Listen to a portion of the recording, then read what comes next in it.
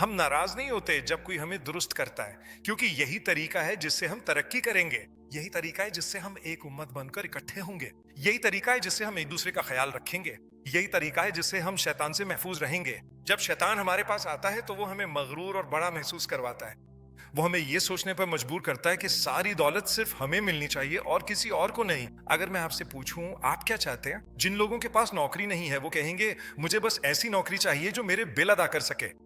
جن کے پاس نوکری ہے وہ کہیں گے مجھے بس بہتر آمدنی چاہیے۔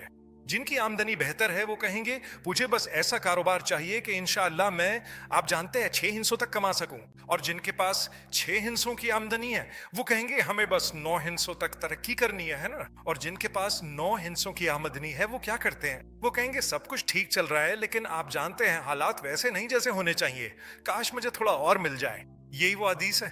نبی صلی اللہ علیہ وسلم نے خبردار کیا کہ انسان کی لالچ ایسی ہے کہ اگر اس کے پاس سونے کی 2 وادیاں ہوں تو وہ مزید چاہے گا۔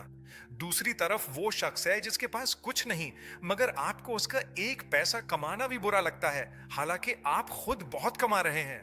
اسی لیے کارپوریٹ دنیا میں ہمیں سمجھنا چاہیے کہ اسلام سب کو کمانے کا موقع دیتا ہے۔ زمین پر آپ کتنا خرچ کریں گے؟ آپ کیوں چاہتے ہیں کہ آپ کے پاس خربوں ہوں اور دوسروں کے پاس کچھ بھی نہ ہو؟ ہمیں یہ سکھایا گیا ہے کہ آپ یہ یقینی بنائیں کہ ہر کسی کے پاس کچھ نہ کچھ ہو، لوگوں کو بھی آگے آنے کا موقع اور چانس دیں۔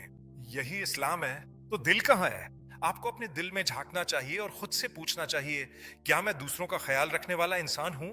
کیا میں اس وقت خوش ہوتا ہوں جب کوئی اور اچھا کرتا ہے، یا میں یہ سوچتا ہوں کہ صرف میں ہی یہ سب کرنے کا حقدار ہوں اور صرف میں ہی یہ اور وہ کرنے کا حق رکھتا ہوں؟ دراصل ہر کسی کو وہی کرنے کا حق ہے جو آپ کر رہے ہیں، کیونکہ ہم سب اللہ کے ہیں اور اللہ نے ہم سب کو موقع دیا ہے کہ جو چاہے کرے، اس لیے پریشان نہ ہوں۔